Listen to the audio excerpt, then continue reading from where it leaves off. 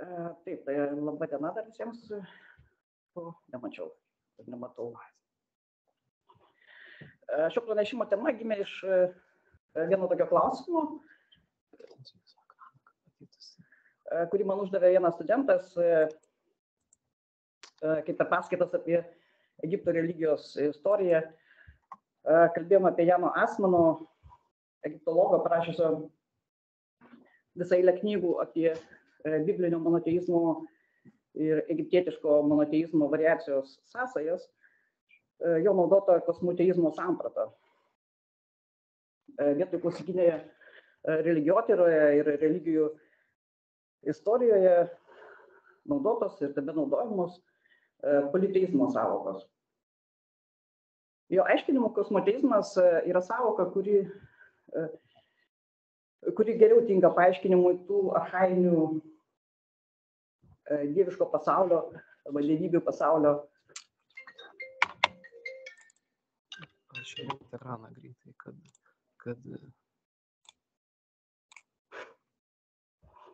sampratų pobūdį nei politeizmas, kuris kaip taisyklė priešinamas su monoteizmu. Politeizmo sąvoka, jo aiškinimu yra problemiška dėl to, kad tie archaiški dievų ir žmonių pasauliai senovės artimuosiuose rytuose buvo transkultūriški ir transnacionaliniai, lengvai išverčiami vienas į kitą. Kaip pavyzdys galėtų būti senovės šumerų ir akadų kultūros, kurios tarpusavyje esmiškai nesiskyrė, kur didžiausias skirtumas matomas tik tai skirtingose dievų varduose ir tiesiog kalbose. Tarptautinės politikos erdvėje tarp valstybiniai susitarimai būdavo pasirašomi vardijant dievų vardus, kurie buvo lengvai išverčiami ir pakeičiami, bet žinomi kaip reprezentuojantis tas ar kitas visuotinai priimtas ir žinomas kosminės galias. Monoteizmo terminas taip pat problemiškas, nes vieno dievo pripažinimas ir garbinimas ne visada ir iš visų perspektyvų žiūrint yra toks jau nekaltas dalykas. Ir ar iš tiesų jis priešintinas politeizmui. Ir atsižvelgiant į visą eilę skirtingų dievybių ir dieviškumų sampratų, religijotyrininkai buvo priversti sugalvoti įvairius aspektus, atspindinčias įvairius aspektus monoteistinius, atspindinčias kitas sąvokas, tokias kaip, pavyzdžiui, henoteizmas, monizmas, monolatrija ir taip toliau. Religijų klasifikavimas pagal dievų skaičių prieš pastatant vieno ir keleto ar daugelio yra giliai problemiškas, jeigu žiūrėsime iš religijų tarpusavio santykių perspektyvos. Ir šiandien nesileisiu į šį probleminį lauką, nes pats narpliojimas galėtų suvykti visą pranešimų skirtą laiką. Tiesiog pasitenkinsiu konstatavimu, kad yra siūlymas, kurį kaip tik reprezentuoja Asmanas, kad dievų kiekis nenurodo to skirtumo tarp dviejų stovyklų, kuris leistų suprasti ir paaiškinti jų santykių konfliktiškumo prigimtį. Tokiam paaiškinimui galbūt labiau tiktų paties Asmano nurodyti tokie monoteizmo, bent jau biblinio bruožai. Kaip pirma,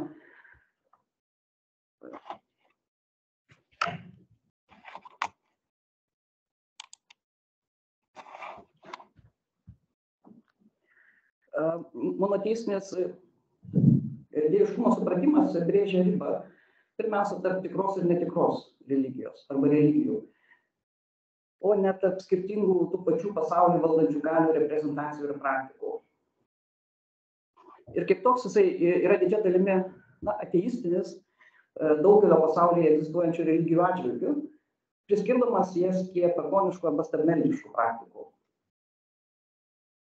Patys monoteizmai savo viduje arba tarpusavyje gali tapti ir istoriškai dažnai tapdavo nesutaikomi netgi kitų tos pačios dievybės atžvilgių taikomų kitų praktikų ir netikėjimo formuluočių, išraiškų ir panašiai. Pačiuose monoteizmuose perskiria tarp tikro ir netikro taikomų visų griežtumų kai įvairios heterodoksinės formos priskiriamos prie klaidų, erezijų ir stabmeldysčių.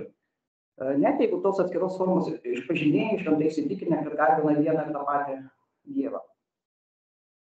Monoteistinės religijos dieviškumo, to vienintelio Dievo įsivaizdavimas, kai šiandien plačiausiai yra priimta,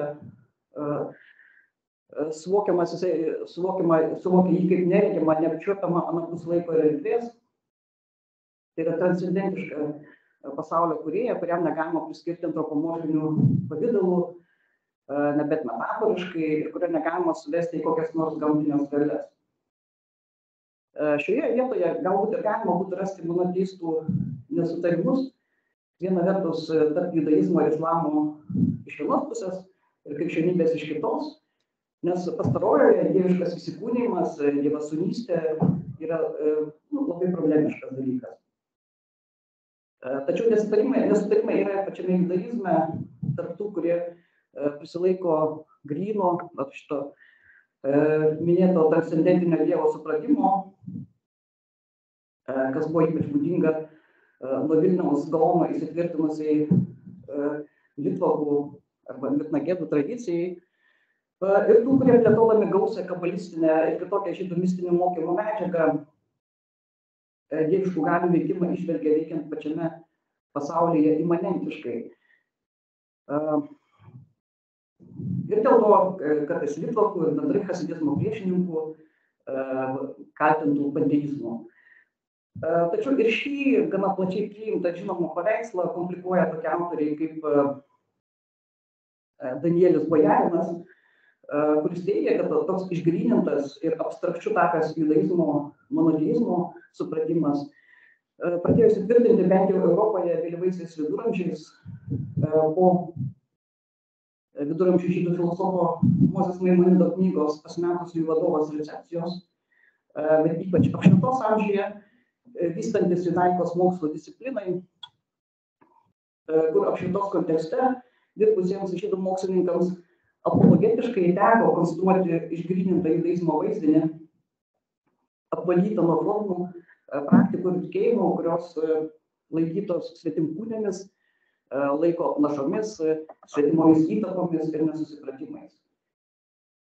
Ir šiuolaikinis žydų mistikos tyrėjas Mošė Idelis savo ruožtu čia prieš kelis metus pasirodžiusioje knygoje Privilegijuotas dieviškas moteriškumas taip pat užsimena apie dominuojantį modernių laikų mokslinį diskursą judaizmo ir žydų mistikos srityje, kuris, kaip jisai sako, gali užtikrinti aukštus mokslinius laipsnius ir visuomeninę padėtį, tačiau kuris marginalizuoja, nepastebi ir nutyli daugelį balsų egzistavusių žydų mistikoje ir bendrai judaizme, kurie netitinka patriarchalinio ir išgryninto monoteizmo vizijos. Reikia kalbėti, teigia Idelis, ne apie homogenizuotas ir išgrynintas abstrakčias vizijas, koncepcijas, pažiūras ir praktikas, bet apie konceptualinį ir praktinį daugiabalsiškumą, kur tie patys mistikai gali prisilaikyti skirtingų teologijų, derinti skirtingas koncepcijas ir praktikas. Minėtoje knygoje Pasimetusiųjų vadovas Maimonidas filosofui, turinčiam Dievo kaip neregimo, neapčiuopiamo, nepasiekiamo, transcendentiško, neturinčio jokio pavydalo supratimą, bando paaiškinti, kaip skaityti Bibliją, kurioje Dievas apibūdinamas antropomorfinėmis sąvokomis. Jam priskiriami antropomorfiniai bruožai ir jisai aktyviai veikia pasaulyje, jį galima matyti, su juo kalbėti ir taip toliau. Ir Bojarinas, pasitelkęs rabinų tekstus ir tradicijas, sukurtas iki Maimonido, bandė pamatyti, žodžiu, kad gerą tūkstantmetį ir daugiau. Nuo Biblijos knygų kanono sudarimo rabinų visiškai nejaudino nei tie antropomorfiniai vaizdiniai, nei imanentiškas Dievo supratimas. Žinoma, klausimas, kuris šiuo atveju turėtų būti keliamas, ar tai buvo priskiriama tiesiog metaforų plotmei, ar iš tiesų tie vaizdiniai buvo priimami kaip turintis tam tikrą realumą. Kaip pavyzdį jis pasitelkė tokią nedidelę diskusiją iš Midrašo rinkinio Mechilta Derabi Išmael, kur yra taip rašoma.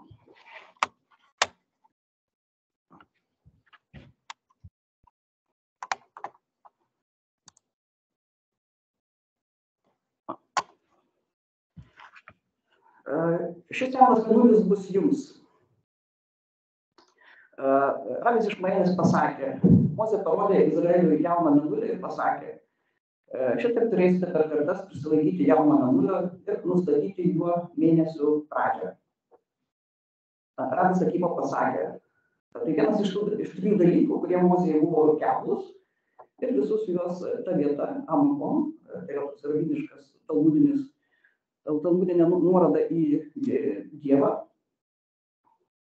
parodė visus juos jisai, parodė savo pirštu, kaip kad čia, ir šitie bus jums nešvarūs. Ir kaip čia, ir šitai yra menoros veikimas. Kai kas sako, kad Mozei taip pat buvo sunku suprasti ir ritualinį skerdimą, nes yra pasakyta, šitai yra, ką darysi ant altoriaus. Danielius Bajakas nurodo šį midrašą kaip vieną iš gausų pavyzdžių, kuris kaip ir atskleidžia čia Dievo apčiuopiamumą, jo pirštas yra regimas, nes Dievo piršto vaizdinys čia yra ne metafora ar alegorija, bet kūniška referencija. Ir Biblijos tekstai, ir rabinų, ir Talmudo išminčių tekstai, skaitant nusiėmus tos filosofinio, racionalistiškai išgryninto Dievo sampratos sakinius, kurie buvo uždėti judaizmo švietos amžiuje, nors išsiekia Maimonidą, leidžia įsivaizduoti Dievą kaip gyvą ir patiriamą matomą akimis, o ne tik girdimą ausimis. Dievo gyvumas ir galimybė regėti, galėčiau interpretuoti, būtų pagrindas, draudimo vaizduoti tai, kas regima, kad netaptų negyvas, sustabarėję, uždarytą paveikslą ir galiausiai kontroliuojama. Ankstyvos žydų mistikos judėjimai pirmiausia buvo konkrečios praktikos siekiant regėti. Pavyzdžiui, Masė Merkava, kurie išvadė mokslo kontempliaciją bei Šniurkoma, kurios tekstai pateikia matematizuotus aprašymus regėtų Dievo kūno matmenų, kurie kartu yra ir kaip pagalbinė priemonė šiai regėjimo praktikai, kaip teigia jos tyrės Danielis Abramsas. Čia galima pasižiūrėti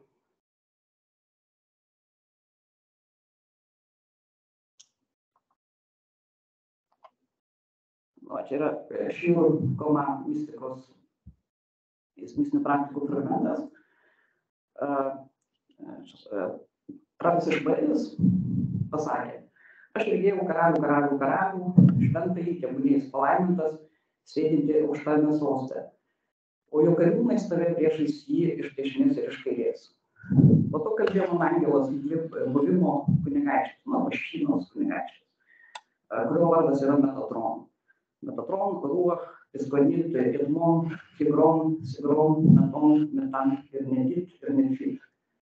Išmaelis sako, koks yra matas. Tose fragmentuose ten daug yra vardėmi prasangais įvairius matmenys kūno, ir kojų pirštų, ir nuo kelių kiek iki pėtų, ir taip toliau.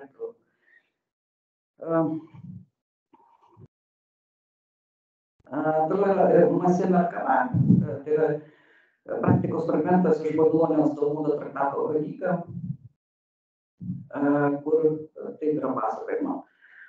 Mūsų mokytojai mokė. Nutiko taip, kad Rabanas Johananas ben Zakarijus, jisai pirmamžiaus pabaigos rabonas, keliavo sėdėdamas ant asilo nugaros, jis buvo kelyje ir rabis Elzaras ben Arachas sakė jam įkandžiu ant savo asilo. Šis jam ir sako, mokytojau, mokyk mane apie Masė Merkava skyrių. Tai yra Masė Merkava skyrius, tai yra pranašo Ezekielio knygos pirmas skyrius, kur pranašas Ezekielis regėjo šlovės sostą. Tas atsakė, aš tavęs nemokiau, nei Masė Merkava vienam, nebent jis yra išmintingas, galintis suprasti dalykus pats. Na, čia yra nuoroda į Mišną, tai yra į išminčių perspėjimo, žodžiu, kad negalima mokyti kai kurių dalykų plačiai, plačiai publikai. Ir Masė Merkava yra tas mokymas, žodžiu, kuris gali būti mokomas tik tai vienas prieš vieną, bet ir tai, nebent tik tai jisai yra pats supratingas ir galintis pats suprasti dalykus. Jo, vėl žodžiu, neskaitysiu, nes čia žiūrėk, man laikas senka.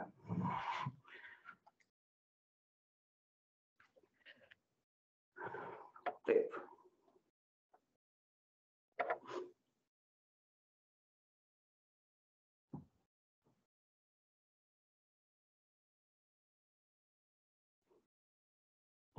Žiūrint ir į dar kitus kontekstus, šiuo atveju ispaniškos kavos terpę iki Zoharo galutinio suformavimo 14 amžiuje ir paskleidimo už separatinių žydų arealo ribų, randame ne tik tai bendrai antropomorfizuotą dievybės vaizdinį, bet net ir patį tą vaizdinį jungiamą su lytiškumo kategorija įgavusiais tokiais dievybės ir dieviško pasaulio aspektais, kurie įvairiose mokyklose įsivaizduojant kaip moteriškas dievybės aspektas, reprezentuojamas įkūnytas Šabo dienoje, pavyzdžiui, šabatai, bei Kneset Izraelio bendrijos, kur galbūt hebrajiškai yra moteriškos giminės. Ir tų kitų kabalistų tose kitose raštuose suvokiami kaip reprezentuojantis ar įkūnijantis paskutinę iš 10 dieviškų aspektų medžio sfyrą Malchut, tai yra Dievo karalystė, kuri yra ir dieviška prezencija šyna. Žinomas, kabalistinės Šabo pasitikimo praktikos siekiančios Icchako Urijos kabalistų rato praktikas, šabat vaizduojasi kaip sužadėtinė karalienė nuotaka, kuri pasitinkama atitinkamais gestais, giedant giesmę Elechado Dievi Kara, atik mylimoji prisartink nuotaka ir prieis paskutinio posto, kuriame kviečiama šabat įeiti, kaip nuotaka ir karalienė, visi atsigręžia į pravertas duris ir lenkiamasi. Šiuo požiūriu yra svarbus struktūriškai aiškinamas santykių skirtumas, kurį nurodo Asmanas, bandydamas nurodyti esmišką skirtumą tarp monoteizmo ir ne tiek politeizmo, kiek kosmoteizmo. Ir čia monoteizmo priešingybė, kaip rašo Asmanas, nėra nei politeizmas, nei net stalų garbinimas, bet kosmoteizmas, imanentinio Dievo religija ir užslėpta tiesa, kuri pasirodo ir slepiasi 1000 vaizdų, kurie mus šviečia ir papildo, o nelogiškai išskiria vienas kitą. Ir trečias punktas, Asmanas teigia, kad monoteistinį Dievo, kosmoso, žmogaus ir visuomenės santykių pobūdį galima suprasti kaip paralelogramą, kur visi 4 sudedamieji yra atskiri ir daugiau ar mažiau autonomiški, nors ir visiškai neatsiejami vienas nuo kito. Tačiau jei Dievo sudedamąją pakeisime dievų pasauliu, paralelograma virstų trikampiu, nes dievų pasaulis absorbuotų kosmosą.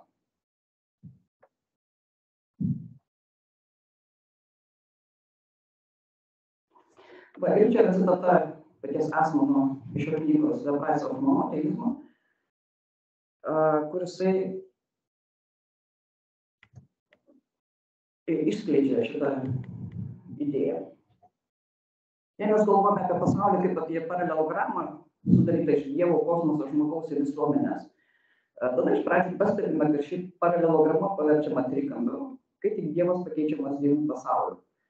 Dievų pasaulis nestovi prieš pasaulį sudarytą iš kosmoso, žmogaus ir visuomenės, bet suteikia jiems prasmę kaip struktūrizavimo ir tvarkos principas.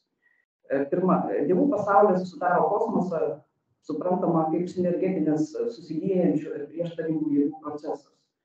Bent jau Egiptui galima sakyti, kad kosmosas yra ne tiek gerai reguliuojama erdvė, kiek sėkmingas procesas, kuris kiekvieną dieną iš naujo kyla iš bendrų dievų sąskatų.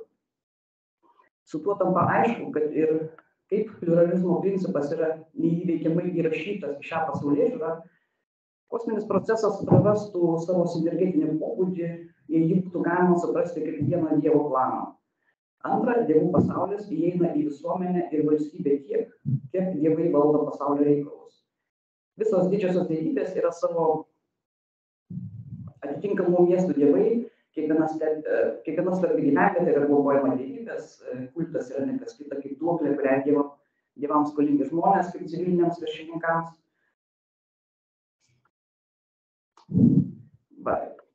Ir taip toliau. Šio požiūriu, kaip Asmanas teigia, faraono Echnatono monoteizmas nebuvo išsiveržęs iš kosmoteizmo. Ir paradoksaliu būdu analogišką dieviško pasaulio, žmogaus ir visuomenės simbiotinės struktūros modelį galima rasti veikiantį ir jei ne bendrai kabaloje, tai bent jau kai kurių kabalistų ir kabalistinių knygų vaizdiniuose bei kabalistinėse praktikose. Teosofinėje teorijoje žydų mistikos tradicijoje nuo vėlyvųjų viduramžių praturtintoje sierotiniais dieviškų pasaulį kuriančių galių aspektų vaizdiniais. Šių galių modeliai dažnai pasitelkiami kaip realaus dieviško pasaulio likimo modeliai, sukurto pasaulio atžvilgiu ir taip toliau. Na, čia tokia pora ištraukėlių, kur tiesiog galite pasiskaityti iš kai kurių kabalisinių veikalų, kur galima matyti šitą sinergetinę santykį tarp žmogaus ir dieviškų galių, kaip vienas kitą įtakoja. Prie išvadų, išvada iš tokio glausto problemos pristatymo būtų ta, kad taip, žydų kabalistinėse mokymuose, gal net ir gilesnėje istorinėje perspektyvoje, kurią buvo analizavusios ir analizavę visą eilę tyrinėtojų, tiek pačių biblinių antropomorfinių dievybės ir jos santykių su Izraelio bendrija kaip konsorte, kaip ir iki monoteistinio Jahvės ir jos konsortės Ašeros transformacijų, tiek ir antropomorfinių Šiurkoma mistikos vaizdinių ir praktikų, tiek ir įvairių midrašų medžiagoje, galima rasti analogišką kosmoteistinio modelio, kurie prašė Asmanas bruožų. Tačiau galbūt tas modelis dar sudėtingesnis, ir turėsime omenyje ir pastangas išlaikyti ir paralelogramą su transcendentinio dievybės aspekto kampu, kaip Ensof, begalybė. Kita vertus, nepaisant modelio panašumų, negalima pamesti iš galvos ir to, kad tarp pačių kabalistų egzistavo ginčas ar tuos sfyrų vaizdinius ir pasaulio kūrimo, emanacijos būdu proceso aprašymus reikia suprasti kaip metaforos ar realistiškai. Vienu žodžiu, čia buvo tik bandymas kelti klausimą ir keletą pasvarstymų šią temą, o neduoti galutinį atsakymą, suteikiant viltį, kad kabalistinis monoteizmas, kaip ir faraono Echnatono, taip pat galėtų būti matomas kaip išsilaikęs kosmoteistinėje plotmėje. Ačiū už dėmesį.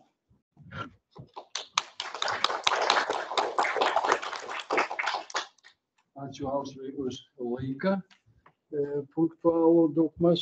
Taigi turime dar minučių, prašau pasilikti. Dar turime laiko klausimams ar diskusijai. Prašom. Aš ne iš pranešimo iš kabalos gal, o kas nors minėtas šiuolaikinės tas kabalos kryptis, kaip jos reiškiasi, turiu galvoje tą Laikmano kabalą, Bergo kabalą, kaip jis skiriasi, kokie pasaulėžiai. Taip yra, ir čia kaip tik rudenį vienas iš Izraelio buvo atvažiavęs vienas tyrinėtojas, kuris, aišku, Vilniuje skaitė paskaitą ir kas jį taip tyrinėja. Tas tokias, labiau tokias kaip nueidžinės, kur yra įtraukiamos ir kitų tradicijų įvairios aspektai, įvairios niuansai. O jeigu trumpai referuotis to pranešimo, porą sakinių, kokie yra esminiai skirtumai tarp jų? Yra kažkokie ar ne? Kas tu neįdžių bendro tarp to? Tarp ko? Tarp tų kabalų interpretacijų, tarkim, neįdžių. Jeigu galima. Galbūt apie šiuolaikinės tas kabalas. O čia žinokit, kaip čia pasakyti dabar, Lakoniškai. lakoniškai čia nelabai išeis. Nes faktiškai šito mistikos savitumas yra tas, žodžiu, kad jis yra daugiavalis ir negalima suabstraktinti iki vienos tokios nustatės. Tai yra tiesiog yra skirtingos mokyklos, skirtingi požiūriai, skirtingos interpretacijos įvairių dalykų ir niuansų. Ir tai vat, tiesiog negalėčiau dabar čia imti, tai vat ir abstrakčiai viską suvesti į vieną kitą.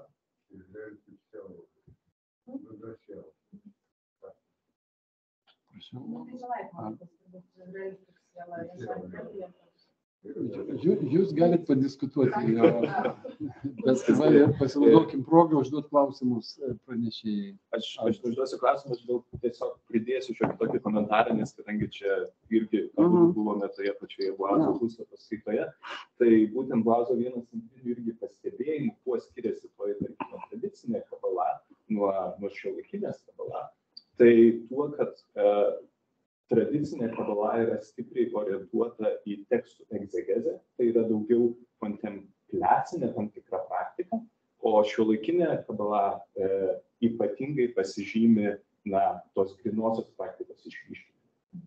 Tai yra meditacijos, kažkokios ritualinės interpretacijos, į jas papuola ne tik niueidžiška kabala, bet papuola ir okultinė kabala, kaip tokia, kuri šioje vietoje dalyvauja tokių išmestinių šiek tiek pavydalų iš ortodoksinės kabalai. Na, čia vėl galima būtų vėl diskutuoti, nes ta teosofinė teurginė kabala, kaip tik yra performatyvi. Tai nėra vien tekstų egzegezė, nes būtent ir tas terminas teurgija. Tai yra performatyvus aspektas. Ir būtent ir performatyvų, ir ta šiurkoma, kurią minėjau, ir masė merkama, tai buvo performatyvos mistinės praktikos, kurios remiasi įvairiomis interpretacijomis, įvairiais mokymais, įvairias sąvokas įveda ir tam performatyvumui, bet būtent performatyvumas apskritai judaizmui yra labai svarbus. Ne tik tai, kad šiuolaikinės tos įvairios kabalistinės mokyklos, jų nėra tiek daug, bet yra kažkokios įvairius mokytojai, tai jie įveda, tarkim, tos meditacijos praktikas, kurios įkvėpimas remiasi, tarkim, iš Indijos, iš kokios jogos praktikos dar kaip dalykų. Tai tiek. O ta teurginė, tai jinai orientuojasi vis dėlto į judaizmo ribose egzistavusias tas praktikas, kaip šabo laikymasis, įvairios maldos praktikos ir kiti dalykai. Ačiū labai Aušrai už pranešimą.